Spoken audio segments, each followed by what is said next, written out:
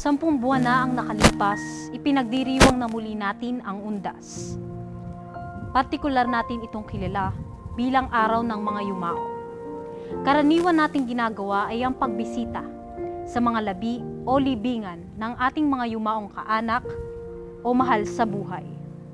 At sa panahon ngayon, hindi na limitado sa tao lamang ang pag-alala sa ating mga itinuturing na mga kapamilyang sumakabilang buhay na, kundi para rin sa ating mga alagang hayop. Ako, si Faith Villanueva. At ako si Amber Balidoy. Samahan niyo kaming alamin kung paano nga ba napapanatiling buhay ang presensya at alaala ng mga fur babies na namayapa na dito sa Pet Valley Park at Crematory.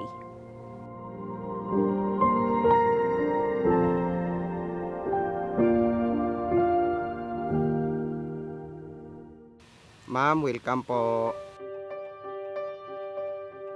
Sinong mag-aakala na sa isang mailap na lugar sa syudad at tila paraisong lugar na ito ang siyang magiging daan patungo sa huling hantungan ng ating mga alagang yumao. Bukod sa walang pag-aalinlangang pagtanggap sa mga minamahal nating alagang yumao, bukas palad rin silang tumatanggap ng mga tauhan na parte ng LGBT community at maging ang mga may kapansanan. Sila ang mga katiwala sa pamamalakad at pagpapaganda ng libingan.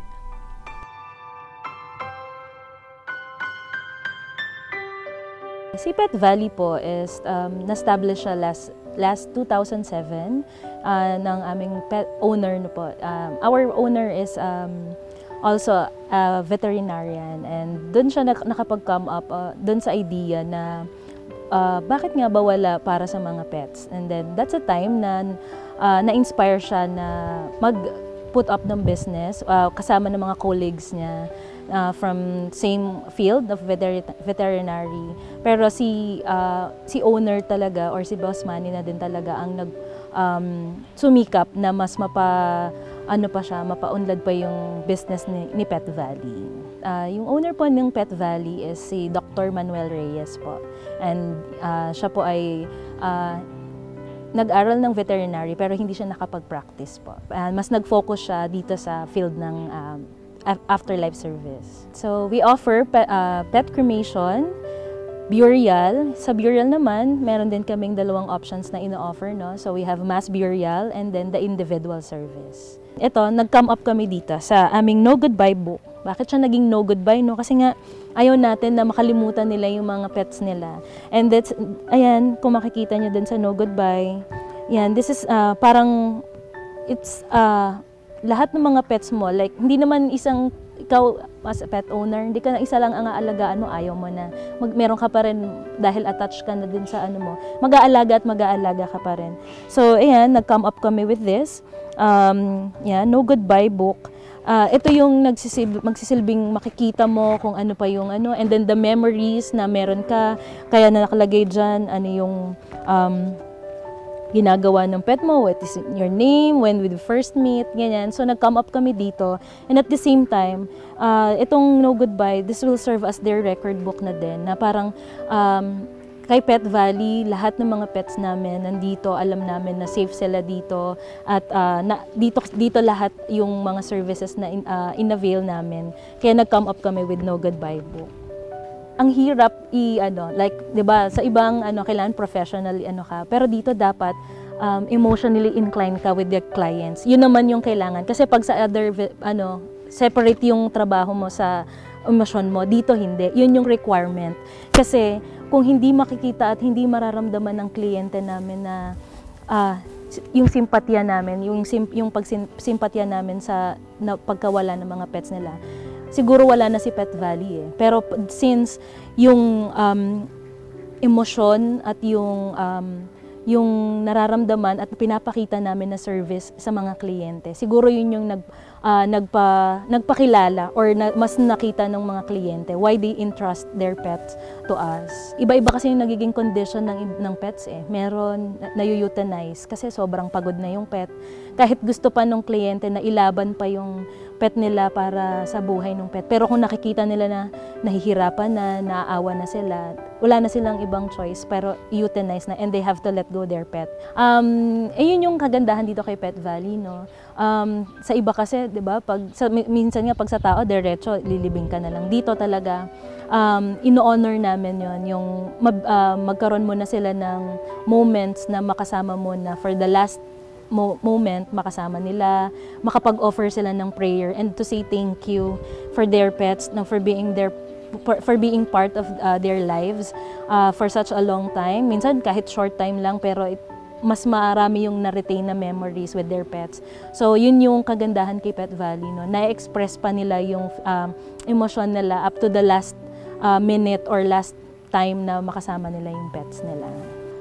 Pets are their families. Yun yung makikita namin kasi alam mo hindi ka mag-spend ng pera or ng time para sa isang kung hindi mahalaga sa iyo. And sa nakikita namin, yun yung emosyon na meron yung mga pet guardians namin. Since they consider their pets as their family, talagang mag-spend sila ng time para makasama pa sila, makita yung pet for the last time, and to give, yun nga, decent and magandang memories or yung pag-send-off, proper send-off para sa pet nila.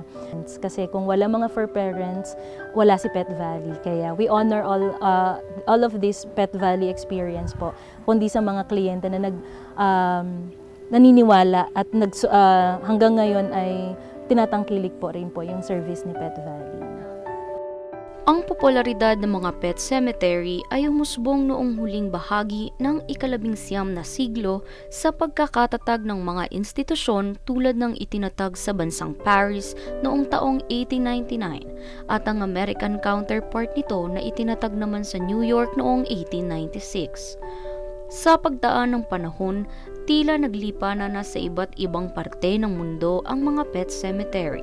Ito'y upang tulungan tayong magbigay ng respeto sa ating mga minamahal na alagang hayop na manatili sa atin ang kanilang mga alaala.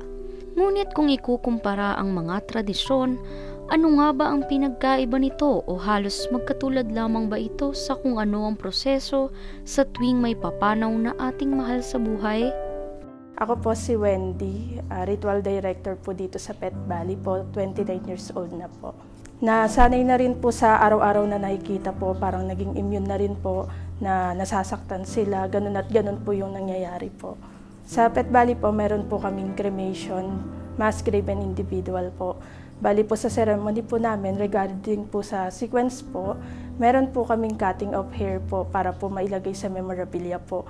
Bali, ang mga guardian na po ang pinapagupitan namin nito, parang memories na rin po para po sa kanila, bago po nila i-let go yung mga pet po nila. Alam nyo rin ba na ang mga abo mula sa mga yumao nating alaga ay nagsisilbing pataba sa mga lupa at halaman rito? Kaya't hindi mo aakalain na itong isang himlayan para sa mga alaga nating sumakabilang buhay ay may pangalawang yugto. At hindi basta-basta ang kanilang trabaho. Kung sa ibang propesyon, ipinapaalala ang paghiwalay sa trabaho at personalidad sa Pet Valley Park, kaisa ang mga tauhan sa pagdamay sa iyong pagluluksa. Ang mahirap po lalo pag mga senior po ang inaasikaso, mga bata po na hindi nila ma-let go yung alaga po nila. At yung mga ibang tao pa rin po na naging pamilya na po nila yung mga pets po nila. Sa ngayon kasi bilang passion na siya, mahirap kasi dapat lagi kang malungkot. Parang nagagamay mo kung ano yung nararamdaman ng mga guardian na dumadating para mas napipil nila yung emotion nila po. Ang mahirap pong makita is yung mga, lalo mostly po yung mga lalaki po na sobrang attached sila sa mga pet nila. Siguro hindi lang sila expressive na magpakita ng emotion nila. Kaso pag time na nawawala yung pet nila, yun po, meron dyan na sinusuntok yung pader po namin, nagwawala po talaga sila. Mostly po yun ang hirap na makita po. Kasi doon nyo lang po minsan makita na umiyak ang lalaki po. Walang maling paraan upang magdalamhati para sa isang alagang hayop. Para sa ilang fur parents, maaaring sapat na ang magkaroon lamang ng isang memorabilia o memento na magpapaalala sa kanila sa kanilang namayapang fur babies. Gayunpaman para sa ilan ay talagang malaking tulong ang pagkakaroon ng mga lugar gaya ng Pet Valley Park and Crematory. Riley yung name niya, siya ay isang Dachshund and 6 years old na siya. Since kinuha ko siya ng gantong age na ako, alam ko na kung paano mag-alaga ng dog, mas memorable siya. Kakatanggal talaga sila ng stress, naka-enjoy sila kasama, and sila, very absorber na being. Parang kahit sabihin mo kung anong gusto mong sabihin sa kanila, magagalit ka, magtampo ka, umiyak ka about anything, dadamayan ka nila. Since as a fur parent, gusto mo yung remains or yung pet mo na umalis na or nauna na, gusto mo meron siyang peaceful and quiet life after life. Which is masaya, nakakatuwa na naggantos meron silang ganito. Masasabing walang kapares magmahal ang mga alaga natin. Sila ang ating naging karamay at saksi sa maraming pagkakataon, maikli man o mahabang panahon natin silang nakasama. At gaya ng mga tao, hindi nalalayo ang karapatan nitong mabigyan ng disenteng paghimlay matapos ang naging paglalakbay sa buhay. Bagay na ibinibigay ng Pet Valley Park and Crematory. Ang kalungkutan na mayroon tayo para sa ating mga alagang hayop ay maaaring maging kasing simple at dalisay ng pagmamahal na ipinagkaloob nila sa ating buhay. Ang hindi may kakailang popularidad ng mga pet cemetery ay isang patunay kung gaano kalalim ang ating pighati at hanggang sa kanilang huling hantungan ay maipakita pa rin natin ang pagmamahal para sa mga namayapang alagang naging parte ng ating buhay at pamilya.